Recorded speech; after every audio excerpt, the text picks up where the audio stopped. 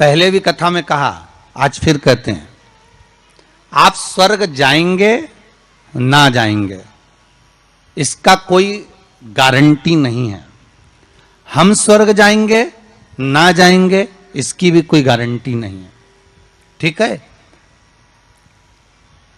पर इतना विश्वास जरूर है कि आप अगर भगवान शंकर का अनुमोदन कर रहे हैं, आप शिव नाम की चर्चा कर रहे हैं, आप शंकर की कथा को श्रवण कर रहे हैं, आप शंकर की कथा में डूबे हुए हैं, आप आद्य शक्ति के नवरात्रे में शंकर का अनुमोदन कर रहे हैं, आप शिव अर्चना कर रहे हैं, आप शंकर का नाम जाप कर रहे हैं, आप शंकर का स्मरण कर रहे हैं, तो यह पक्का है कि आप बैकुंठ जाएंगे ना जाएंगे इसकी कोई गारंटी नहीं है। पर यह पक्का है कि आप अगर भगवान के नाम में डूबे रहे तो बैकुंठ अधिपति नारायण तुम्हारे पास जरूर आ जाएगा, यह पक्का है महाराज। आप जाएंगे ना जाएंगे उसके कोई बात नहीं है, पर भगवान स्वतः, नारायण स्वतः अपने पास आ जाए इसका सुख है,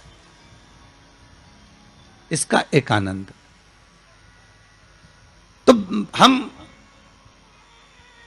दान कर रहे हैं, पुण्य कर रहे हैं, या हम कोई सत्कर्म कर रहे हैं, या हम कुछ भगवान के निमित्त हम ये सोच कर दे रहे हैं कि हम दान करेंगे तो ऐसा होगा, हमें स्वर्ग मिल जाएगा। नहीं नहीं, हमें स्वर्ग जाने की चाह तो छोड़ देना चाहिए। कहा करऊ में बैकुंठ के जाए,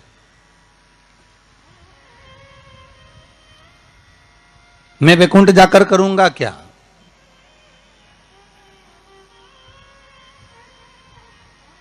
बैकुंठ की चाह इस मन को नहीं होना चाहिए। मन को तो यह चाह होना चाहिए कि मैं भगवान का इतना भजन कर लूं कि बैकुंठ का नाथ, बैकुंठ अधिपति स्वयं नारायण, कैलाश पर रहने वाले मेरे शंकर, द्वारका में रहने वाला मेरा कृष्ण, गौलोक में निवास करने वाला मेरा परमात्मा स्वतः दौड़कर मेरे पास आ जाए।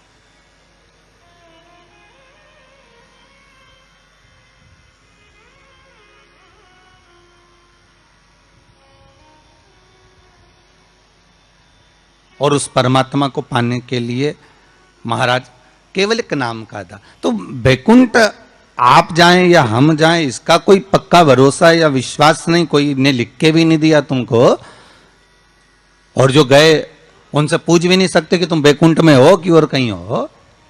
कि किसी ने फोन लगाया था गए हुए व्यक्ति को कि तुम कहाँ बैकुंठ में बैठे हो कि कहाँ हो, तो कोई बताने वाला भी नहीं है कि बैकुंठ गया कि नहीं गया, ये कुछ बोल भी नहीं सकते। पर एक बात और है महाराज, एक बात और अग्नि पुराण में कहा है कि किसी के प्राण छूटने के बाद अगर दुनिया के लोग जब उसको लेकर जा रहे हो, दुनिया के लोग उसको लेकर जाते समय दुनिया के लोग अगर बात कर रहे हो कि हाँ बहुत अच्छा था साहब, भगवत भजन में डूबने वाला था, स्मरण करने वाला था, दान करने वाला था, पुण्य करने वाला था, सत्कर्म करने वाला था, भगवान की भक्ति में डूबने वाला था, अच्छा व्यक्ति था, तो अग्नि पुराण कहती है ये मान लो कि वो जीव ने बैकुंठ का भाग ग्रहण कर लिया, वो बैकुंठ चला गया। और अगर किसी के जाने के बाद लोग कह रहे हैं अरे हाउ रे भैया अच्छा हुआ मर गया, बहुत प्राण खाता था, बहुत तकलीफ देता था, बहुत कष्ट देता था, बहुत परेशान करता था, बहुत दुख देता था, तो समझो कि हाँ भैया वो फिर नरक ही गया होगा, क्योंकि वो दुनिया को भी कष्ट देता है, वो दुनिया को भी कष्ट प्रदान कर रहा होता है।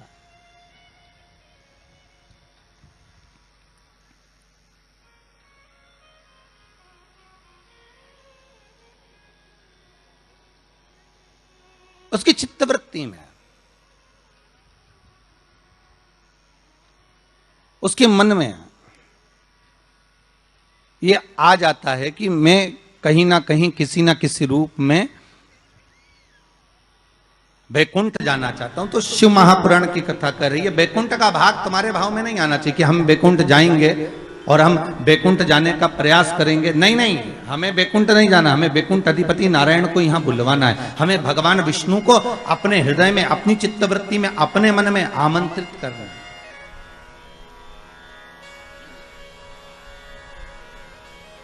और जब भाव होगा महाराज, निर्मल जब भाव होगा तो भगवान को मिलने में फिर देरी नहीं हो सकती।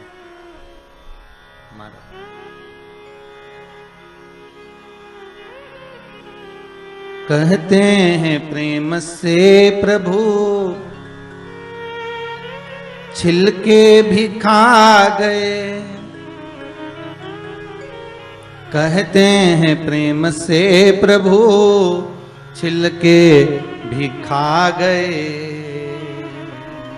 शबरी के झूठे बेर भी खाते रहा करो, दर्शन के नैन बांवरे दर्शन दिया करो। भाव कह रहा है,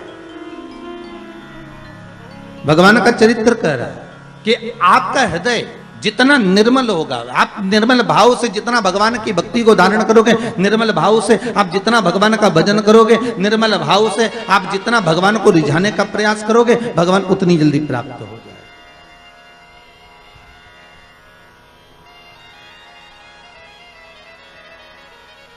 उतनी जल्दी।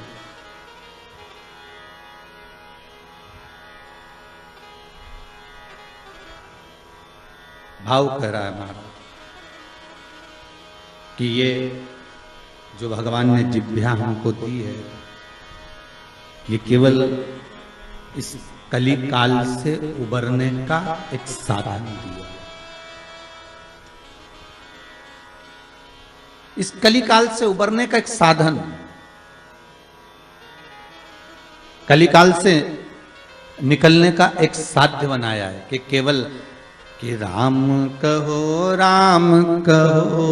मुख में जीवा है कि नहीं। महाराज ये केवल राम कहने के लिए, शिव कहने के लिए, भगवत स्मरण के लिए, भगवत नाम के लिए ये जिह्वा हमें प्रदान करेंगे, केवल नाम स्मरण के लिए ये जिह्वा हमें दी गई है।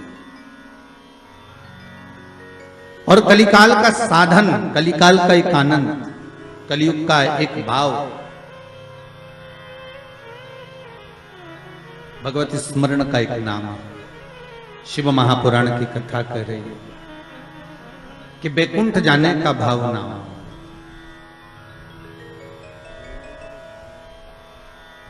भाव ये होना चाहिए कि बैकुंठ अधिपति हमारे पास आ जाए।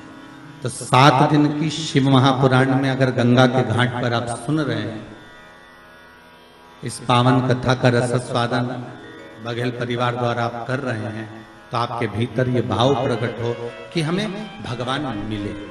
और निवेदन एक जरूर करूंगा कि ये जो कथा हो रही है, इस कथा का आनंद आप जो आस्था टीवी चैनल के माध्यम से ले रहे हैं, आप सबसे निवेदन है इस कथा को आप उस भाव से सुनना कि मेरी गली में, मेरे मोहल्ले में, मेरे क्षेत्र में, मेरे परिवार में, मेरे उस संपूर्ण ब्रह्मांड में इस कथा को जैसे इस पूर्ण तरह से मैं श्रवण कर लूं तो ये कोरोना महामारी समाप्त हो जाए, ऐसी शंकर कृपा कर दे।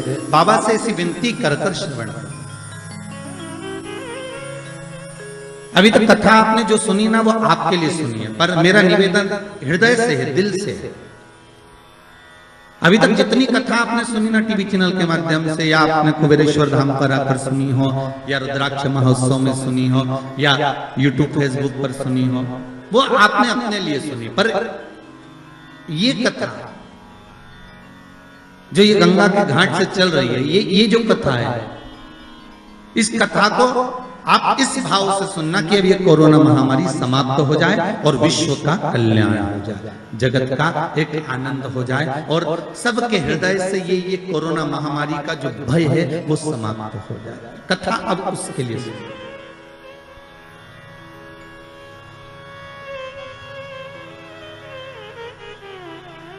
एक बार आद्य शक्ति मां जगतजननी जगदम्बा दुर्गा भवानी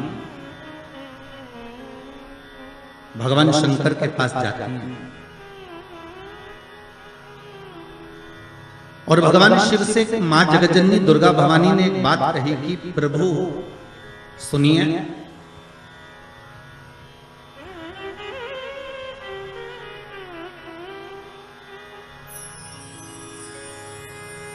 कर रही हूं कि मैं जहां जहां पर प्रभु आप वहां वहां पर हो ना। शंकर जी बोले बिल्कुल, जहां शक्ति है वहां शिव है, मैं वहां पर हूं। तो जगतजननी जगदम्बा के मुख से निकल गया, प्रभु फिर जहां पर शिव है वहां पर भी शक्ति है, जहां शंकर है वहां स्वयं आदि शक्ति जगदम्बा पार्वती, मैं वहीं पर हूं जहां आप। शंकर भगवान ने कहा सुन पार्वती, तू जहां पर है वहां पर शंकर है। मैं विश्वास रखकर इस वचन को निश्चित कर देता हूं कि जहां पार्वती है वहां शंकर है, वहां शिव है। पर पार्वती मैं ये नहीं कह सकता कि जहां शंकर है वहां पार्वती है।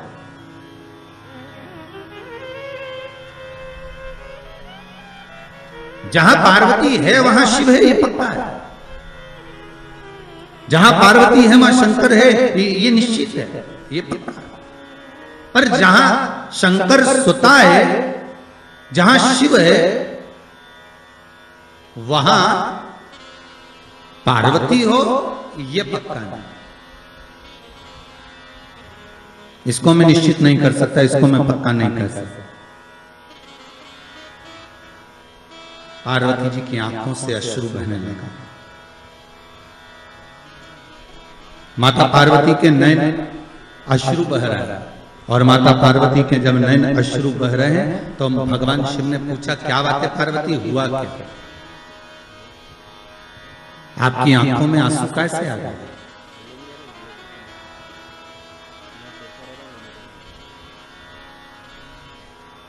ये अश्रु क्यों आ रहा है, किस लिए?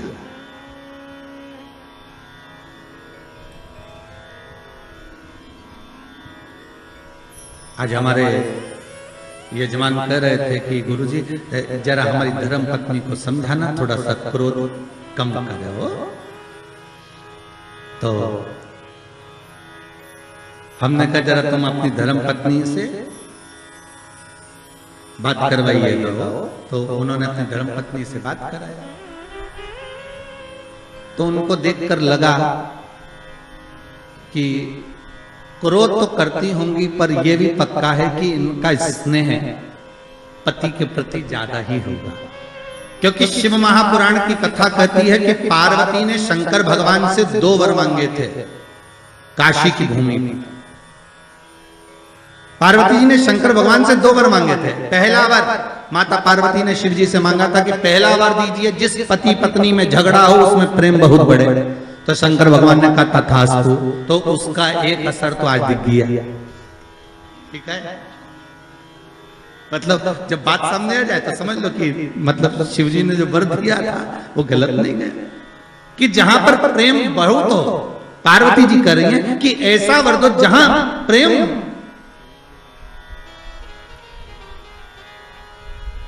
जहां झगड़ा होगा वहां प्रेम जरूर होगा। तो वहां प्रेम बना हुआ है, वहां इसने बना हुआ है। और दूसरा बार माता पार्वती ने मांगा था कि काशी में जो मरेगा, काशी में जिसके प्राण छूटेंगे, उसको गुरु मंत्र आपको देना पड़ेगा। इसलिए भारत की भूमि के सबसे ज्यादा मुर्दे, भारत की भूमि के सबसे ज्यादा शव अगर कहीं जलते हैं तो वो काशी में जलते हैं। क्योंकि शंकर भगवान ने पार्वती को यह वर प्रदान किया था। अगर आप कह रही हो तो ठीक है कि काशी में जो मरेगा उसको गुरु मंत्र में दूंगा, पर पार्वती जी के मन में आया कि आपने तो कह दिया कि काशी में जो मरेगा गुरु मंत्र आप दोगे, पर प्रूफ क्या रहेगा, सबूत कि आपने गुरु मंत्र दिया। ये सबूत कहां से आया? ये सबूत का भान कहां से रहेगा? तब भगवान शिव ने कहा क्या चाहती हो आप बताओ। तो पार्वती जी बोली आप हमको वर दीजिए कि काशी में जो मरेगा ना उसके सीधे कान में गुरु मंत्र आपको देना पड़ेगा। शंकर भगवान के हम तो उलझ गए, वर देके। कभी कभी अगर पति बोल दे पत्नी को तो क्यों चिंता करती है, मैं बैठा तो हूं। अरे एक अंगूठी क्या मैं तुझे 10 अंगूठी दिला दूंगा। तो पत्नी हमेशा याद करके वही बोलती है, करवा चौथ का चांद बार में देखती है, बोले अंगूठी की बोलती है। यो जी वो आपने बोला था तो वो कहा है। अब पार्वती मैया तो मौन। शिव जी ने पूछा पार्वती तू चुप क्यों हो गई? पार्वती जी बोली मेरा दूसरा वर कि काशी में जो मरेगा उसको गुरु मंत्र आपको देना पड़ेगा। तो वो गुरु मंत्र कब दोगे? शंकर भगवान ने कहा ऐसा कोई होता है कि संसारिक मनुष्य को, मानव को, ये मनुष्य को और गुरु मंत्र में, इस संसार के मनों को गुरु मंत्र में प्रदान करो, ये हो सकता है क्या? नहीं नहीं नहीं, मंत्र तो आपको देना ही पड़ेगा, मंत्र तो आपको देना ही, ठीक है। पर पार्वती, संसार के लोगों को अगर मैं गुरु मंत्र दूंगा तो उसमें श्रेष्ठता रहेगी क्या? पार्वती जी बोली क्यों नहीं रहेगी, आप तो मंत्र दीजिए बस। भगवान शिव ने वचन दे दिया, ठीक है अब तू बता, मैं गुरु मंत्र देने को तैयार हूं, मैं गुरु मंत्र दे देता हूं, क्या करना है? पार्वती जी ने कहा आप एक काम करना, मरने वाले के सीधे कान में गुरु मंत्र दे देना, और सीधे कान में गुरु मंत्र देकर और उस कान को बस मोड़ देना, आप मंत्र देना और कान को मोड़ देना, मैं समझ जाऊंगी कि आपने मंत्र दे दिया। शिव जी ने कहा वचन दे दिया, ठीक है। तो इसलिए आज भी नियम है महाराज, दुनिया के लोगों का आज भी भाव ये वर्णन करता है कि काशी में मरने वाले का सीधा कान अपने आप टेढ़ा हो जाता है। आज भी लोग भाव में कह देते कि काशी अभिमुक्त नगरी, काशी मोक्ष नगरी है। और कितने किस्मत वाले हो भाई आप लोग, हो पंडितारा वालों, आपके यहां से तो काशी लगभग कितना होगा, 130 किलोमीटर के लगभग होना चाहिए, 130 किलोमीटर। कितने भाग्यशाली हो। शास्त्र कहता है काशी काशी काशी काशी 5 बार बोल ले जीव तो ही गंगा मैया का दर्शन हो जाता है? अभिमुक्तता प्राप्त हो जाती है, सहज थोड़ी ना काशी। तो पार्वती जी की आंख में आज अश्रु देखे, जब पार्वती जी की आंख में अश्रु देखे तो शिव जी ने पूछा बात क्या है, तुम बोलो आज पार्वती क्या हो क्या गया। पार्वती जी बोली बस बात इतनी सी है कि आप बोल रहे हो, मैंने कहा कि जहां मैं हूं वहां शंकर है, तो बिल्कुल पक्का, पर आप कह रहे हो जहां शंकर है वहां पार्वती नहीं है।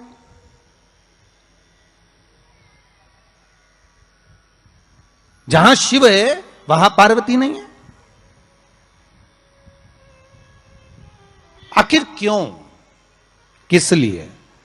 शंकर भगवान कहते हैं औगड़दानी त्रिकालदर्शी कैलाशी मेरा शंभु, मेरा शंकर, मेरा ओघड़दानी, मेरा भूतेश्वर, मेरा भूतनाथ, मेरा त्रिकालदर्शी, मेरा महामृत्युंजय कह रहे हैं। हरि पार्वती तू जानती नहीं है, तू मुझे पहचानती नहीं है। कुछ स्थान ऐसे हैं पार्वती जहां पर मुझे तेरे बिना भी रहना पड़ता है।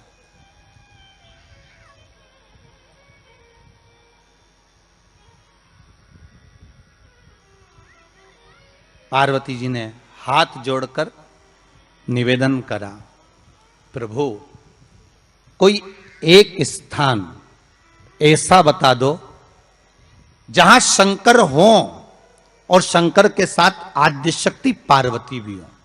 जैसे आप कह रहे हो कि जहां पार्वती रहेगी वहां शिव रहेगा, पर जहां शिव है वहां पार्वती हो, तो कुछ एक स्थान ऐसा बताओ।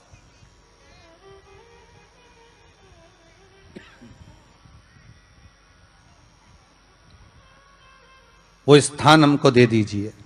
शंकर भगवान ने कहा वो स्थान है कुंभ, कलश। कौन सा स्थान? जम के बोलिए, कलश। कलश देखा है आप लोगों ने? कुंभ कलश।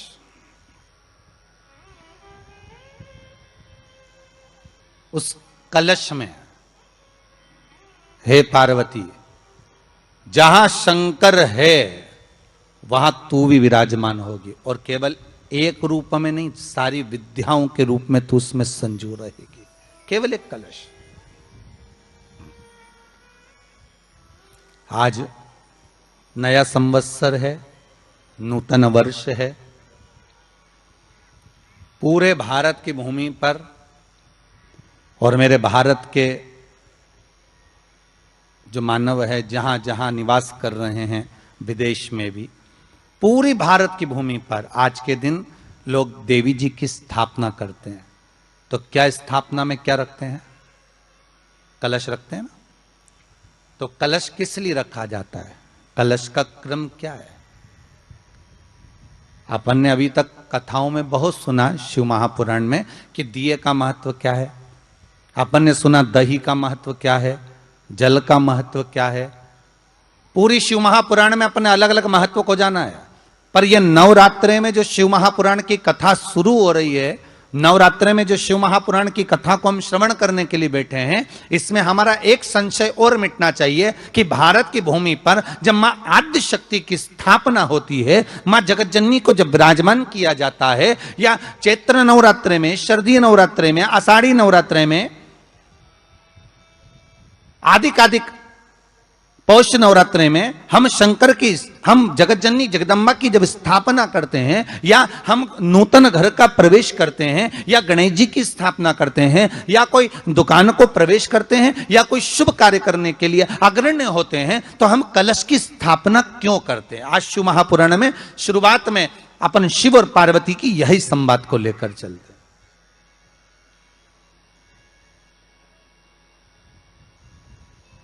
आखिर कलश में ऐसा क्या है, कलश के अंदर आखिर ऐसा क्या विराजमान है कि 33 कोटि देवता उस कलश के अंदर आकर बैठ जाते हैं। महाराज,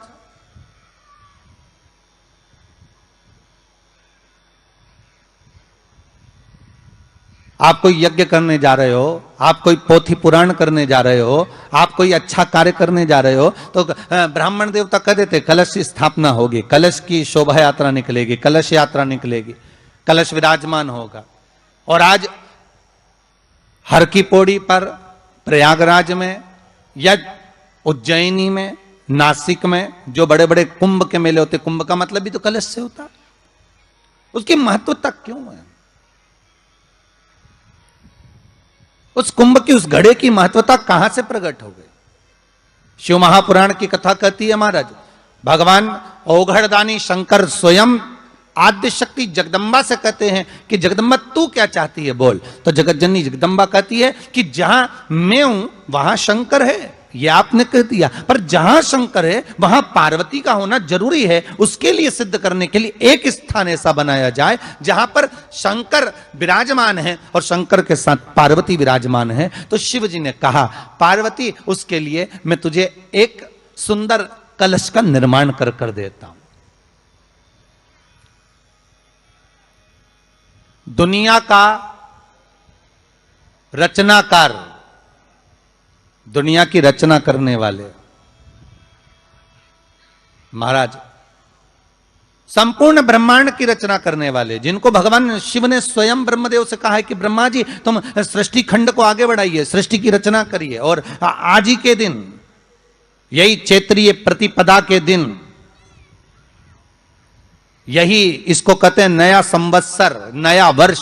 हिंदू धर्म में क्यों कहा जाता है? आज ही के दिन ब्रह्मा जी ने महाराज सृष्टि की रचना करना प्रारंभ करा था। आज ही के दिन भगवान शिव और ब्रह्मा का संवाद हुआ था। सीधे भगवान शंकर ब्रह्मदेव के पास जाकर बोले थे, हे ब्रह्मदेव आप सृष्टि की रचना करिए। तो ब्रह्मा जी ने पूछा था, सारे नक्षत्र आपने बनाए, सारे दिन आपने बनाए, सारी घड़ियां आपने बनाई, सारा पल आपने बनाया, मनुष्य की श्वास गिनती, काउंटिंग, अर्थात मनुष्य के शरीर की रोमावली, ये सब आपने निश्चित करी है।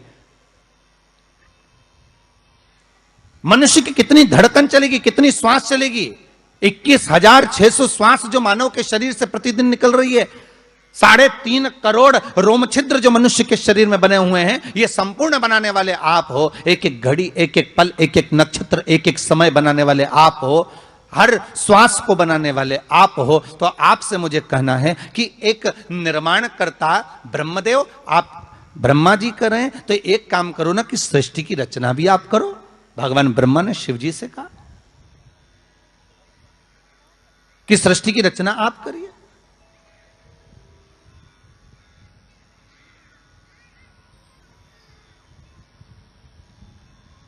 महाराज भगवान ओघड़दानी त्रिकालदर्शी शंभु कहते हैं, मेरा कैलाशी मेरा शिव कहता है, नहीं नहीं नहीं, ब्रह्मदेव सृष्टि की रचना करने को तो हम कर दें, मना नहीं है, पर भगवान विष्णु की नाभि से आप प्रकट हुए हो। भगवान शेषनाग की सैया पर शयन कर रहे हैं और भगवान जब शेषनाग की सैया पर शयन कर रहे हैं, उस शेषनाग की सैया से सोते हुए भगवान ने अपने नाभि कोश से आपको प्रकट करा है कमल के पुष्प के ऊपर। और आप भगवान की अंतः नाभि में, ब्रह्मदेव ना जाने हजारों वर्ष तक आप नाभि में प्रवेश करते गए, हजारों वर्ष तक आप नाभि के अंदर जाकर साधना करते रहे, और साधना करने के बाद भी आपको यह पता ना चल पाया कि आपका प्रागट्य बिंदु क्या रहा। ब्रह्मदेव, सृष्टि की रचना आप करिए।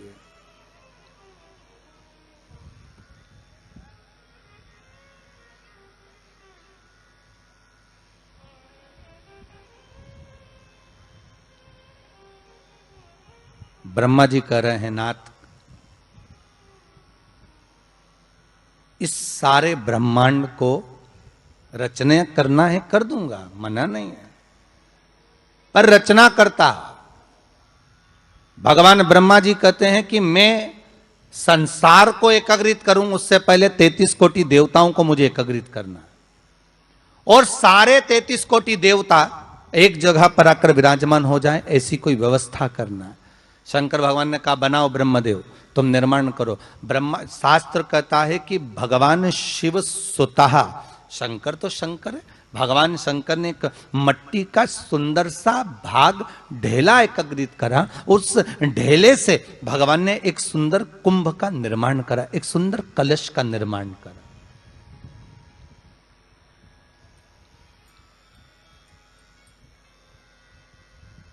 देखिए कितनी सुंदर कथा है। अगर आप लिंग पुराण में इस कथा को निकालोगे तो एक आनंद की अनुभूति और होगी। अगर किसी के मन में संशय हो कि यह कथा कहां से ली गई है, तो लिंग पुराण में से आप इसको निकालिए।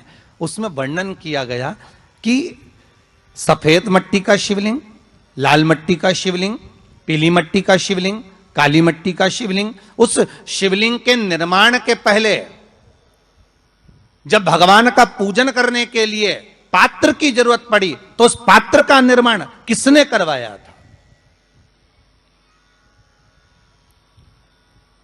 और सबसे पहला पात्र निर्मित, सबसे पहला पात्र का निर्माण, ये तांबा, सोना, चांदी, पीतल, इनके पात्र तो बाद में बने साहब। सबसे पहला पात्र बना ही काय का था? जम के बोलिए जरा, काय का बना था? सबसे पहला पात्र था ये मिट्टी का।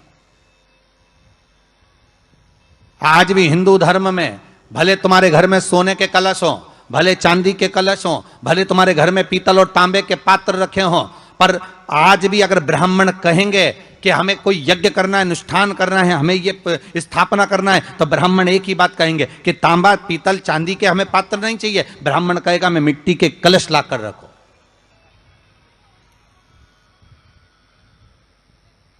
हमें मिट्टी के कलश चाहिए। और कितना बड़ा प्रमाण है जी, शास्त्र का प्रमाण देखिए कितना बड़ा है। आप किसी दूसरे घर में जा रहे हो, आप अपना घर छोड़कर और दूसरे मकान में जा रहे हो, और आपको लगा कि मैं इस घर में अब 15-20 दिन नहीं आऊंगा, 1 महीना नहीं आऊंगा, तो शिव महापुराण की कथा कितना सुंदर कहती है कि अगर आप जा रहे हो और आपको ऐसा भय लगता है कि इस मकान में कोई दूसरी प्रवेश ना करे, कोई दूसरा जीव ना आ जाए, इस मकान में कोई अंतरात्मा ना आए, इस मकान पर कोई टोना ना करे, इस मकान में कोई टोटका ना करे, इस मकान में कोई जादू ना करे, तो उसके लिए शिव महापुराण की लिंग पुराण वर्णन करती है कि मात्र एक मट्टी का कलश, उस मट्टी के कलश में एक महाराज थोड़ा सा धान भरकर, उसमें 1 सिक्का, 1 रुपया उसके अंदर डालकर और 1 बेलपत्र उसके अंदर डालकर, उसको उसके एक दिए से या प्लेट से या नरियल से उसको रखकर एक स्थान में ईशान के अंतर्गत उसको रखकर चले जाइए। उस मकान में ना तो कोई भीतर प्रवेश कर सकता है, उस मकान में ना कोई टोना कर सकता है, उस मकान में ना कोई टोटका कर सकता, उस मकान में ना किसी की नजर लगती है। और वो पात्र कोई दूसरा नहीं होना, वो पात्र होना चाहिए मट्टी का कलश। मट्टी के कलश की बड़ी महत्वता है। अब तो थोड़ा सा महाराज हो गया कि लोग हम मट्टी का कलश अगर तुम दोगे भी तो ब्राह्मण क्या काम में लेगा, तो ब्राह्मण जन कह देते हैं थोड़ा तांबे के 4 कलश लेकर आइए हो, तुम जरा स्टील के 5 कलश लेकर आइए, आप तुम तांबे के या ये बर्तन लेकर आइए। पहले इसका प्रमाण नहीं था, पहले प्रमाण था केवल मट्टी का कलश। स्थापना जो थी वो मट्टी का कलश, विराजमानता थी मट्टी का कलश, जिसका निर्माण स्वयं भगवान शिव शंकर, भगवान शंभु, भगवान त्रिकालदर्शी कैलाशी स्वयं लिंग पुराण के अंतर्गत शास्त्र वर्णन करता है कि जिस समय सुंदर शिवलिंग की स्थापना करी गई, शिवलिंग का निर्माण करने के लिए भगवान ने, और स्कंद पुराण में भी आता है, यही बात शिव महापुराण में भी आती है, और आपको पहले भी कथा में कहा कि ब्राह्मण सफेद मट्टी का शिवलिंग बना, पहले भी कथा में कहा, आज फिर कह रहा है। क्षत्रिय लाल मट्टी का शिवलिंग बना है, वैश्य पीली मट्टी का शिवलिंग बना है, शूद्र काली मिट्टी का शिवलिंग का निर्माण।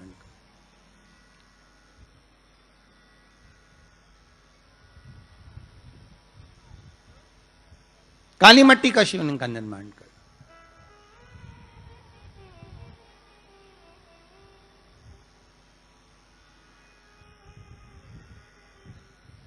एक बहुत अच्छी बात कहें, अगर आप लोगों को अच्छा लगे तो अपनी जिंदगी में उतारना, ना अच्छा लगे तो उसको छोड़ देना, ठीक है। जितने लोग भी कथा सुन रहे हो बहुत ध्यान देना, ये जो पानी पीने का जो मटका होता है ना, जिसको हमारे यहाँ कलश कहा जाता है, हंडा कहा जाता है, जिसको हमारे यहाँ परिंडा कहा जाता है, मटका कहा जाता है, तो पहले जो मटका चलता था वो लाल कलर का चलता था, ठीक है। उस पे कलाकृति करते थे लोग, उस पे डिजाइन करते थे। आपके यहाँ भी होगा, जितने लोग कथा सुन रहे हो ना, आपके यहाँ भी मटका होगा, लाल कलर का चलता था। अभी अभी जो मटका चल रहा है ना, उसका कलर चेंज कर दिया गया। कौन सा कलर का हो गया? वो काले कलर का बेचने लगे। तो वो बेचने वाला क्या कहता है कि साहब ये सफेद, ये लाल जो मटका है ना, इस मटके से मजबूत अगर कोई मटका है तो वो काला है। बोलो सही है कि गलत है? अरे बोलो तो सही है ना। आप कभी जाओगे बाजार तो कह देगा, कुमार भी कह देगा, ये जो मटका है ना लाल वाला, इस लाल वाले मटके से मजबूत ये काला वाला मटका है, ये काला मटका है। और महाराज इससे पानी ज्यादा ठंडा ये कर देगा। पर शिव महापुराण की कथा, लिंग पुराण की कथा कहती है, और अगर आपने बैसाख मास की कथा को श्रवण कराओ, बैसाख की एक कथा होती है, उसको अगर आपने श्रवण कराओ तो उसमें वर्णन आता है कि घर के अंदर जहां पर आप पानी पीते हो, जिस स्थान पर अन्नपूर्णा निवास करती है, जिस स्थान पर अन्नपूर्णा का वासा होता है, रसोई घर में जहां पर भोजन बनता है, उस स्थान पर काला मटका नहीं रखा जाता। काला हंडा, काला मटका उस स्थान पर नहीं रखते। पर आज फैशन के हिसाब से, अरे साहब वो ये मटका थोड़ा कम ठंडा पानी देगा तो ये मटका ज्यादा ठंडा पानी देगा, तो उसको काले मटके को रखें। पर हमारा शास्त्र कहता है काला मटका लोग रखते कहां थे? पहले जो शास्त्र रीति थी, उस काले मटके को रखते थे जब मकान बनता था, जब प्रॉपर्टी बनती थी, जब जमीन बनती थी, जब जायदाद बनती थी, संपदा बनती थी, तो उस स्थान पर उस काले मटके को केवल नजरोटे के लिए, केवल हाय के लिए, केवल नजर के लिए रखा जाता था। उसको लोग लेना पसंद नहीं करते। पर आज के व्यक्ति को अगर कह दिया जाए कि ये दो मटके रखे हैं साहब, लाल भी है और काला भी है, तो कौन सा पसंद करेगा? वो काला वाला ही दे दीजिए साहब, ये पानी ज्यादा ठंडा करेगा, उसकी श्रेष्ठता रहेगी। नहीं, शिव पुराण कह रही, भगवान कुंभ का निर्माण कर रहे हैं, भगवान कलश का निर्माण कर रहे हैं, और भगवान स्वयं ब्रह्मदेव कर रहे हैं कि आप ऐसा निर्माण कर दो जिसमें 33 कोटि देवता स्वतः विराजमान हो जाए। तो भगवान ने उस कलश का निर्माण कर दिया। अब कलश का निर्माण करा तो स्वयं भगवान ब्रह्मदेव बोले, प्रभु इस कलश के अंदर मेरा स्थान कहां है? मेरा स्थान कहां है?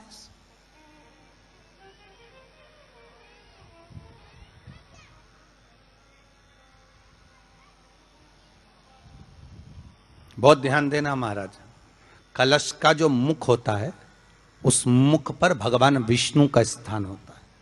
किसका स्थान है? भगवान विष्णु का। थोड़ा सा नीचे आओगे, जहां से कलश का मुख दबा हुआ होता है, वह जगह भगवान स्वयं शिव की होती है। किसकी जगह है? भगवान शंकर की। कलश का अग्रभाग, नीचे का भाग जहां से फैला हुआ होता है, वहां ब्रह्मा का आधिपत्य स्थापित होता है। फिर कलश का जो नीचे का भाग होता है, वो भगवान शिव और शक्ति का स्थान होता है। कलश के बाहरी भाग में, जहां पर बाहर का हिस्सा होता है, उस कलश के बाहरी भाग में 33 कोटि देवताओं को भगवान शंकर ने लाकर विराजमान किया होता है। महाराज भगवान शंकर 33 कोटि देवताओं को निमंत्रण देकर उस कलश में विराजमान कर दिया।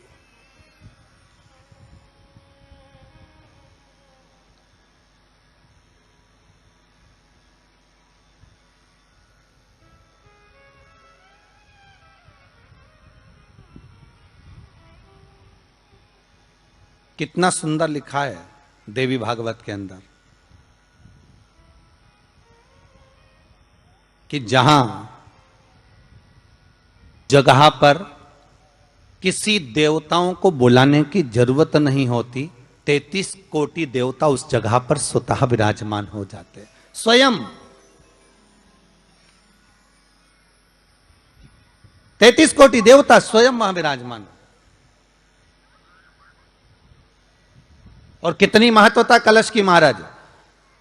आप लोगों से भी निवेदन है, क्षेत्रीय प्रतिपदा है आज, जिनके घर में ज्यादा रोग हो, बीमारी हो, ज्यादा तकलीफें आ रही हो, कष्ट बढ़ रहा हो, बीमारियां बढ़ रही हो, या भय लग रहा हो, डर लग रहा हो, हृदय चित्त में कहीं ना कहीं आपको भय का भान हो रहा हो, तो एक लोटा पानी एक कलश में जल भर कर रख लीजिए और रात भर उसको रखे रहने दो। नवरात्र चल रहा है, उस कलश को रात भर रखकर सुबह सुबह उस कलश में एक बेलपत्र डालकर उस जल को नीम के पेड़ के नीचे, जहां चैत्री नवरात्रि में नीम के पेड़ के नीचे सारी विद्याएं, आद्य शक्तियां, सारी देवी उस नीम के पेड़ के नीचे विराजमान रहती हैं। उस कलश में एक बेलपत्र डालकर रात भर रखकर उस जल को पूरे घर में घुमाकर